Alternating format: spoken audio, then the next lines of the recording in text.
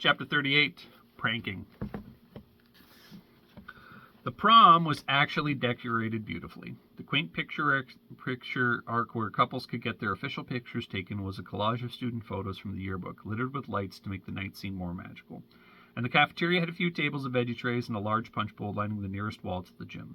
Jim, though, had a massive spools of transparent organza draped in massive arches from the corners of the gym to the center, wrapped with lights leading to the massive, classically lit disco ball. Tiny fragments of light flickered across the gym walls and bleachers. It was really picturesque now that I think about it. This aesthetic, however, was in fact ruined by three massive floor-to-ceiling screens that would soon to be playing poorly produced music videos for every pop, rock, and country hit available. This is the reason we set our prank in order, and decided prom is where it would be best served to the student body. Sean wheeled over to the far edge of the screen and then instructed Kylie and Sarah to start making ridiculous requests to the DJ. With his attention diverted, he, Jay, and I would commence phase 2. He handed us 2 HDMI cords attached to small boxes that looked like the insides of smartphones. Got the playlist, he said, fumbling with his cord a bit because of the cast and eventually getting the box turned on. Right here, I said, inserting a memory stick into the side of the box.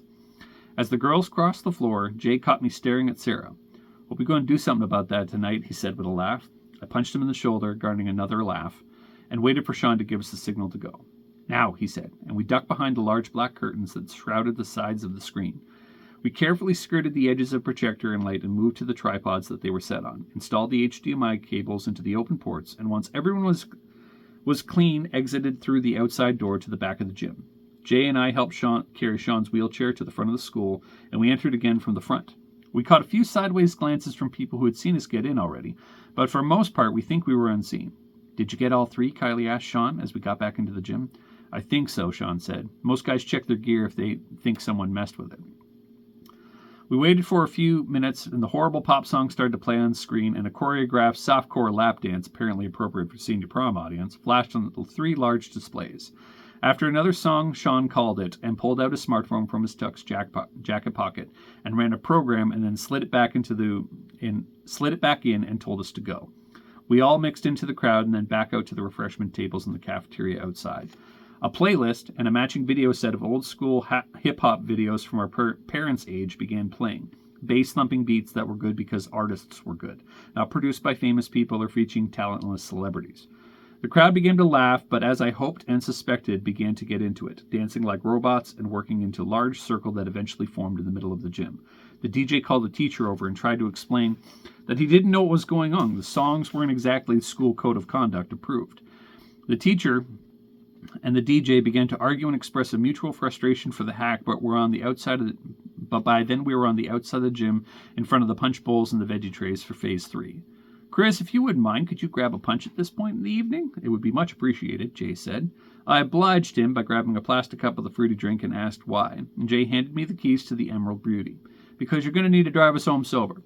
A small trickle sound began to ripple across the punch bowl as Jay casually stirred the cranberry juice with the ginger ale that he was looking into for the right floating orange slice for his high school dance cocktail. But honestly, it's more for probable deniability. He'd rigged a hunting hydration backpack to his wrist and was currently spiking the punch for something clear and strong. I looked over to Sarah and Kylie to check with them, and Kylie winked first, but Sarah did too afterwards. I sipped my plain punch, and they grabbed cupfuls of the good stuff, helping Sean with his as we moved back to the old-fashioned hip-hop paradise. The crowd was really enjoying the music, and the DJ and the teachers were still at odds with what was going on. He had the laptop unplugged and was trying to explain that it wasn't him forcing a generation of post-millennial kids to appreciate Run DMC and the Wu-Tang Clan, but their rather colorful vocabulary and eclectic dance moves. 5 of us sat down on the bleachers and basked with successful plank as the slow trickle to and from the spiked punch turned into a stampede, effectively erasing all evidence in the rush. Mr. Loxey came over to us at one point and asked to see our cups, and I handed him mine, and he smelled it, satisfied that it was clear, and left the others alone. "That was a beautiful piece of deception right there, Weeks," Sean said, sipping his drink afterwards. "A perfect execution of the perfect way to end a year." The DJ found the boxes and pulled them out after a brief intermission. The horrible pop music continued, just in time for a final slow dance before the study group left for the last Memorial Bucksworth house party. Cynthia then joined us on the bleachers. "Where's Tony?" Sarah yelled over the music. We had found out earlier that week that he'd been allowed to attend, Prom and grad if he committed to behaving for the duration of the semester in juvie. Jail, she said, looking over to Sarah. What? We all yelled over the music. He got busted with meth in his car last night, and he won't be joining us, she said, her lips on the verge of a frown with a cry soon to follow. And Sarah pulled her into a hug and then sat next to Sean. Sean needs a date anyway. Forget that jerk. Let's dance. And we did, with and around each other and eventually pairing off, Jay and Kylie, Sean and Cynthia, and what might be the most adorable wheelchair dance of the year. And Sarah with me. She smiled and held me closer than I expected friends should when slow dancing, but I wasn't about to complain. Thank you, Sean, she said.